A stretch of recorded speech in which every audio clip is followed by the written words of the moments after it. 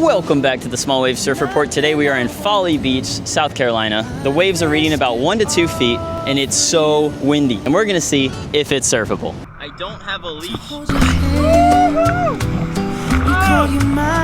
there we go. That was crazy. Go for the white water.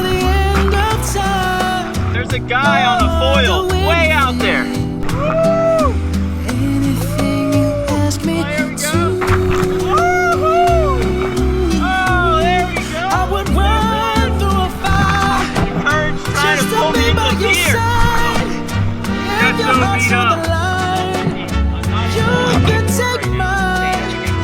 I got some good ones. My stuff got covered in sand and I got a little beat up out there, but it's surfable. So grab a board, grab a buddy, and get out there.